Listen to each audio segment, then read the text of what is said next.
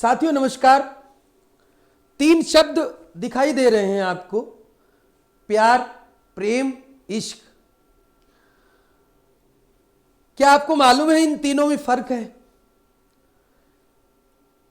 बहुधा लोग ये बातें करते नजर आते हैं, अथवा इन तीनों को लोगों के द्वारा एक ही समझा गया है कि प्यार, प्रेम और इश्क एक ही अर्थ देने वाले अथवा समानार्थी हैं। परंतु वास्तविकता यह नहीं है। तीनों ही शब्दों ने अपने अपने अर्थ छुपाए हुए हैं। तो बात कर रहे हैं आज इन तीनों शब्दों की और उनमें निहित अर्थों की।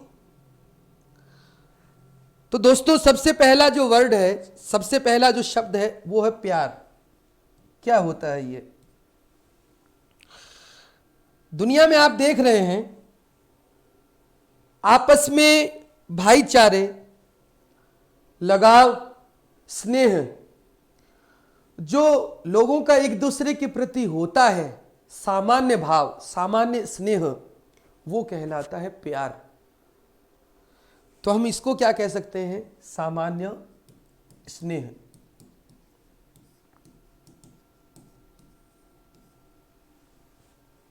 एक दूसरे के प्रति सामान्य सा लगाव जो किसी का भी होता है। हम चलते फिरते को भी राम श्याम कहते हैं,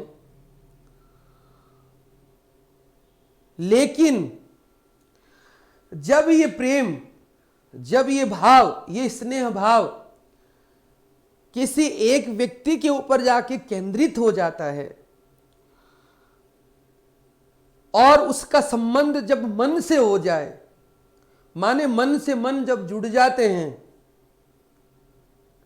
कोई स्पेशल व्यक्ति हो जाता है, कोई मन में बस जाता है,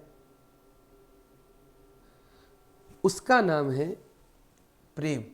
उसका नाम है प्रेम। और इसका संबंध किससे होता है? मन से, हृदय से, दिल से। ये लो साहब, ऐसे दो आदमियों के बीच में, ऐसे दो व्यक्तियों के बीच का रिश्ता जिनके दोनों के मन मिले हुए हैं, जो एक दूसरे से दूर जाना ही नहीं चाहते हैं, और जब दूर चले जाते हैं तो एक दूसरे को उनकी याद सताती है। ऐसे स्नेह को कहा जाता है प्रेम। यही कारण है कि साहित्यकारों ने एक ऐसी स्त्री जो किसी पुरुष के प्रेम में है, एक ऐसा पुरुष जो किसी स्त्री के प्रेम में है, उनको प्रेमी और प्रेमिका कहा है। परंतु बात यहीं खत्म नहीं हो जाती। बात सामान्य से चली थी। सामान्य तो भाव होगा वो स्नेह कहलाएगा, अथवा सामान्य जो स्नेह होगा वो प्यार कहलाएगा। जब बात आगे बढ़ जाती है, कोई आपके लिए स्पेशल हो जाता है, आप जब किसी से दूर नहीं जाना चाहते, उस व्यक्ति से दूर नहीं जाना चाहते हैं, तो वो हो जाता है प्रेम। लेकिन बात यहीं खत्म नहीं होती है। बात दिल के ऊपर ही खत्म नहीं हो जाती, बात मन के ऊपर ही खत्म नहीं हो जाती। इससे आगे का एक प्रेम और है। तो तात्पर्य यह है कि जब ये प्रेम और आगे जाता है, जब और आगे जाएगा, ध्यान रखना, इस प्रेम तक, माने इस प्रेम तक, ये तो सब में ही होता है, आपको पता ही है। ये किसी किसी में होता है प्रेम, हाँ किसी किसी में बोल रहा हूं मैं, सब में नहीं उपजता है। लेकिन इससे आगे का भी एक बिंदु है। जब ये प्रेम आगे बढ़ता है, तब ये कड़ी आती है इश्क। इसको जरा समझ लेना आप। ये प्यार का अंतिम सोपान है, प्यार की अंतिम मंजिल है, जो किसी किसी विरले व्यक्ति को प्राप्त होती है। उदाहरण दीजिए। जी बिल्कुल उदाहरण। सबसे पहली बात तो ये कि आप ये जान लो कि ये जो है समाज को गवारा नहीं है, समाज को स्वीकार नहीं है, स्वीकार नहीं है। क्यों?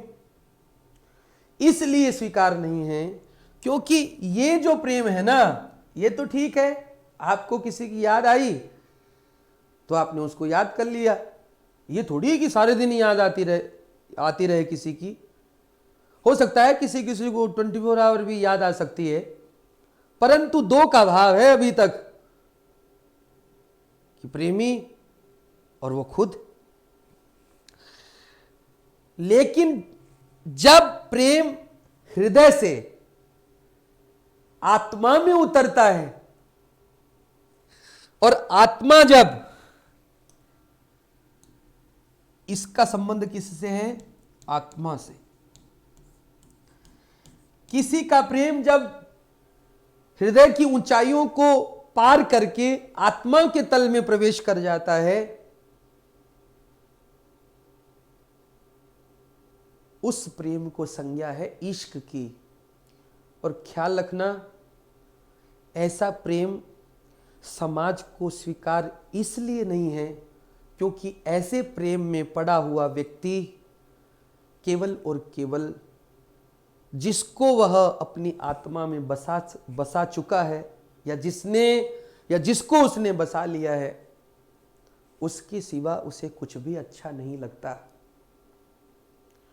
किसी से बात करना बोलना अच्छा नहीं लगता। किसी शायर की पंक्ति है, किसी से बात करना बोलना अच्छा नहीं लगता, जब से देखा है तुझको दूसरा अच्छा नहीं लगता। किसी से बात करना बोलना अच्छा नहीं लगता, जब से देखा है तुझको दूसरा अच्छा नहीं लगता। जिधर देखता हूं तुझे देखता हूं, जिधर देखता हूं तुझे देखता हूं, सिवा तेरे किसी को भी ना देखता हूं। तात्पर्य यह हुआ, ऐसा आदमी जो आत्मा में किसी को बसा लिया है, ऐसा व्यक्ति उस एक व्यक्ति के बदले इस पूरी दुनिया को ठोकर मार सकता है, और मार ही देता है। ऐसे बहुत सारे उदाहरण हैं। मीरा राजरानी थी, लेकिन कृष्ण को आत्मा में बसाया तो सारी दुनिया को ठोकर मारती।